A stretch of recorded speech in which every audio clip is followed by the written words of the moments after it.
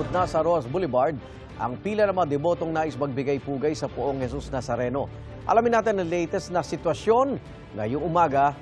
Live mula sa Quirino Grandstand, may unang balita si Bea Pinlac. Bea. Igan, umikli na ang pila kumpara sa sitwasyon kaninang madaling araw pero tuloy-tuloy pa rin ang pagdating ng mga debotong patungo sa Quirino Grandstand para magbigay-pugay kay Poong Jesus Nazareno.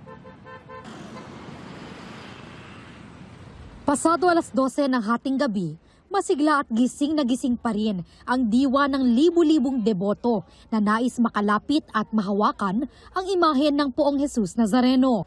Iba-iba ang pinanggalingan, pero iisa ang panata ng bawat deboto na kahit madaling araw na nakapila pa rin patungo rito sa Quirino Grandstand sa Maynila. Mabigyang pugay ang Poong Jesus Nazareno.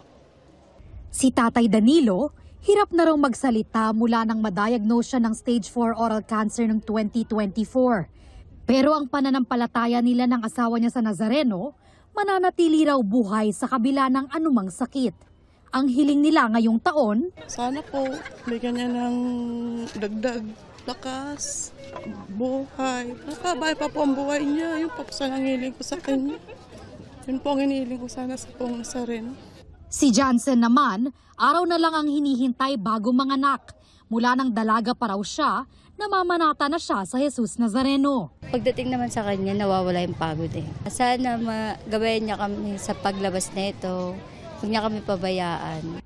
Ang pila para sa tradisyonal na pagpupugay, hindi na halos matunto ng dulo na umabot hanggang Katigbak Parkway. Tatlong pila lang, parami ng parami, parating na parang tao. Hanggang sa 6 na pila, ito magpipitong pila na nga po tayo eh. Tuloy-tuloy naman po.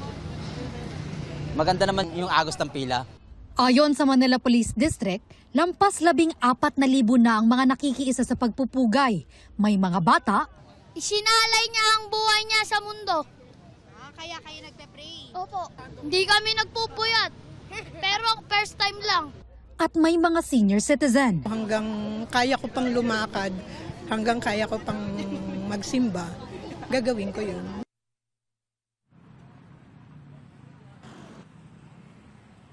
Iga, nandito tayo malapit sa dulo ng pila at kahit may kabagalan, umuusad naman kahit papaano. Ayon sa Manila Police District, umabot na sa 37,000 ang nakikiisa sa pagpupugay as of 6 a.m. yan ngayong araw. Yan muna ang latest mula rito sa Maynila. Bea Pinlac para sa GMA Integrated News. Igan, mauna ka sa mga balita, mag-subscribe na sa GMA Integrated News sa YouTube para sa iba't ibang ulat sa ating bansa.